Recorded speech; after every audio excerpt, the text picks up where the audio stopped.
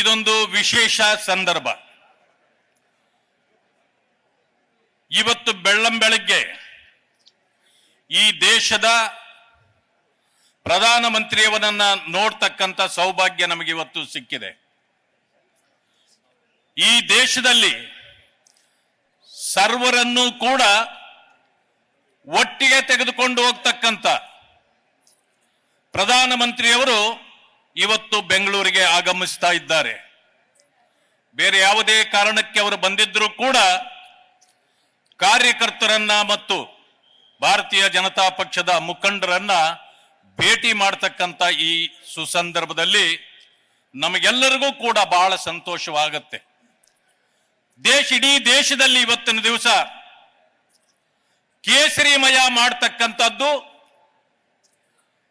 ಯಾವ ಯಾವ ಪಕ್ಷಗಳು ಓಲೈಕೆಗಳಲ್ಲಿ ಜಾತಿಯ ಹೆಸರಿನಲ್ಲಿ ಧರ್ಮದ ಹೆಸರಿನಲ್ಲಿ ರಾಜಕಾರಣವನ್ನು ಮಾಡ್ತಾ ಇದ್ರೋ ಅಂಥದ್ದನ್ನ ದೂರ ಇಟ್ಟು ಸಬ್ಕಾ ಸಾಥ್ ಸಬ್ಕಾ ವಿಕಾಸ್ ಸಬ್ಕಾ ವಿಶ್ವಾಸ್ ಸಬ್ಕಾ ಪ್ರಯಾಸ್ ಈ ಒಂದು ನುಡಿಯಂತೆ ಇಡೀ ದೇಶವನ್ನ ಒಗ್ಗಟ್ಟು ಮಾಡ್ತಾ ಇರತಕ್ಕಂಥ ಮಾನ್ಯ ಪ್ರಧಾನಮಂತ್ರಿಗಳನ್ನ ಇವತ್ತು ನಾವು ಬರಮಾಡಿಕೊಳ್ತಾ ಇದ್ದೇವೆ.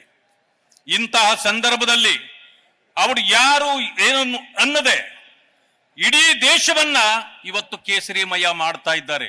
ಅಂದ್ರೆ ಒಂದು ಒಗ್ಗಟ್ಟು, ಹಿಂದುತ್ವಕ್ಕೆ ಹೆಚ್ಚಿನ ಬೆಲೆ, ಸರ್ವರನ್ನು ಒಟ್ಟಿಗೆ ತೆಗೆದುಕೊಂಡು ಹೋಗ್ತಕ್ಕಂಥ ಅವರ ಪರಿಶ್ರಮಕ್ಕೆ ಇವತ್ತು ನಾವು ಋಣಿಯಾಗಿದ್ದೇವೆ. ದೇಶ ಎಂದು ಕಾಣದ ಒಗ್ಗಟ್ಟನ್ನ ಇವತ್ತು ಕಾಣ್ತಾ ಇದೆ. ದೇಶ ದ್ರೋಹದ ಕೆಲಸ ಮಾಡ್ತಕ್ಕಂಥವರನ್ನ ದೇಶದಿಂದ ಹೊರಗಟ್ಟತಕ್ಕಂಥ ಕೆಲಸವೂ ಕೂಡ ಜೊತೆಗೆ ಆಗ್ತಾ ಇದೆ.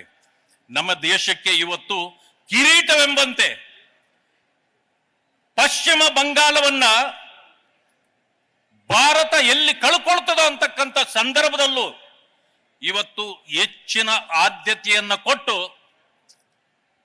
ಅಲ್ಲಿ ಚುನಾವಣೆಯನ್ನು ಗೆಲ್ಲುವುದರ ಮೂಲಕ ಭಾರತಕ್ಕೆ ಮತ್ತೊಂದು ಕಿರೀಟವನ್ನು ತೆಗೆದುಕೊಂಡು ಬಂದಿರತಕ್ಕಂಥ ಮಾನ್ಯ ಪ್ರಧಾನಮಂತ್ರಿಗಳನ್ನ ಇವತ್ತು ನಾವು ಅಭಿನಂದಿಸಬೇಕಾಗಿದೆ.